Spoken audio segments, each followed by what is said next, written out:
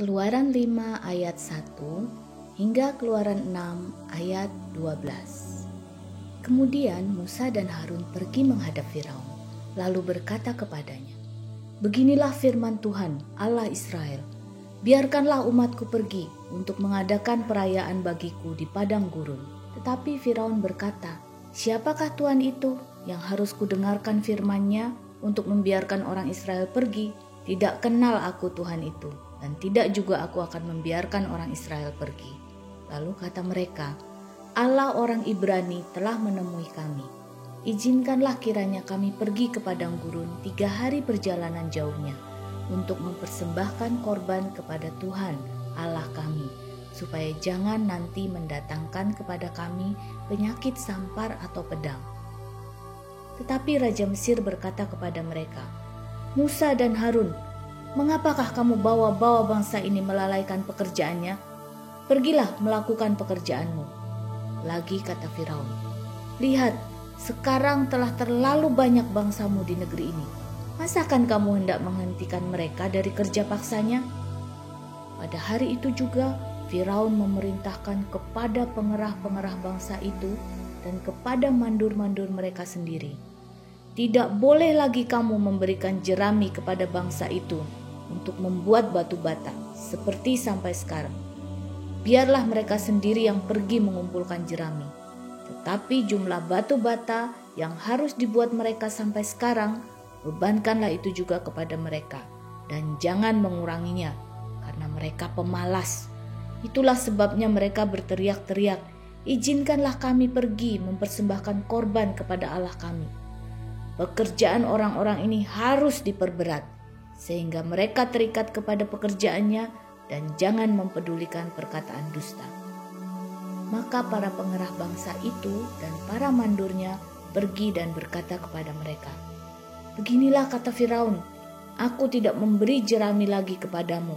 Pergilah kamu sendiri mengambil jerami di mana saja kamu mendapatnya. Tetapi pekerjaanmu sedikit pun tidak boleh kurang." Lalu berseraklah bangsa itu ke seluruh tanah Mesir untuk mengumpulkan tunggul gandum sebagai pengganti jerami. Dan pengerah-pengerah itu mendesak mereka dengan berkata, "Selesaikan pekerjaanmu, yaitu tugas sehari, seperti pada waktu ada jerami." Lalu pengerah-pengerah Firaun memukul mandur-mandur Israel yang mereka angkat sambil bertanya, "Mengapa kamu pada hari ini tidak menyelesaikan jumlah batu bata yang harus kamu buat seperti kemarin?" Sesudah itu pergilah para mandur Israel kepada Firaun dan mengadukan halnya kepadanya. "Mengapakah Tuanku berlaku seperti itu terhadap hamba-hambamu ini? Jerami tidak diberikan lagi kepada hamba-hambamu ini. Tetapi walaupun begitu, kami diperintahkan, buatlah batu bata. Dan dalam pada itu hamba-hambamu ini dipukuli, padahal rakyat Tuanku lah yang bersalah." Tetapi ia berkata, "Pemalas kamu, pemalas. Itulah sebabnya kamu berkata, 'Izinkanlah kami pergi mempersembahkan korban kepada Tuhan.' Jadi sekarang pergilah, bekerja. Jerami tidak akan diberikan lagi kepadamu, tetapi jumlah batu bata yang sama harus kamu serahkan." Maka mengertilah para mandur Israel bahwa mereka ada dalam keadaan susah, karena dikatakan kepada mereka, "Kamu tidak boleh mengurangi jumlah batu bata pada tiap-tiap hari." Waktu mereka meninggalkan Firaun, berjumpalah mereka dengan Musa dan Harun yang sedang menantikan mereka. Lalu mereka berkata kepada keduanya, "Kiranya Tuhan memperhatikan perbuatanmu dan menghukumkan kamu, karena kamu telah membusukkan nama kami kepada Firaun dan hamba-hambanya, dan dengan demikian kamu telah memberikan pisau kepada mereka untuk membunuh kami." Lalu Musa kembali menghadap Tuhan, katanya, "Tuhan, mengapakah kau perlakukan umat ini begitu bengis? Mengapa pula aku yang kau utus? Sebab sejak aku pergi menghadap Firaun untuk berbicara atas namamu, dengan jahat diperlakukannya umat ini, dan engkau tidak melepaskan umatmu sama sekali." Tetapi Tuhan berfirman kepada Musa, "Sekarang engkau akan melihat apa yang akan kulakukan kepada Firaun, sebab dipaksa oleh tangan yang kuat, ia akan membiarkan mereka pergi."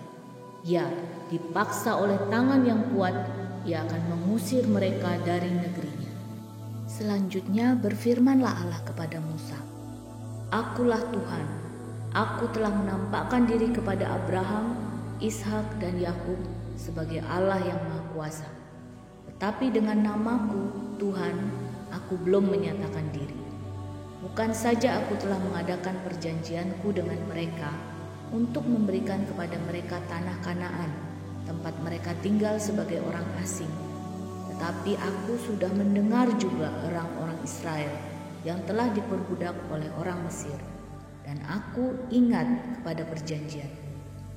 Sebab itu, katakanlah kepada orang Israel, Akulah Tuhan, aku akan membebaskan kamu dari kerja paksa orang Mesir, melepaskan kamu dari perbudakan mereka, dan menebus kamu dengan tangan yang teracung dan dengan hukuman-hukuman yang berat. Aku akan mengangkat kamu menjadi umatku, dan aku akan menjadi Allahmu, supaya kamu mengetahui bahwa akulah Tuhan Allahmu yang membebaskan kamu dari kerja paksa orang Mesir. Dan aku akan membawa kamu ke negeri yang dengan sumpah telah kujanjikan memberikannya kepada Abraham, Ishak, dan Yakub, dan aku akan memberikannya kepadamu untuk menjadi milikmu. Akulah Tuhan."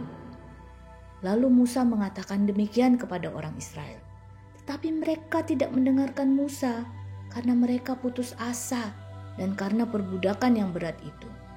Kemudian Tuhan berfirman kepada Musa, "Pergilah menghadap, katakanlah kepada Firaun, raja Mesir, bahwa ia harus membiarkan orang Israel pergi dari negerinya."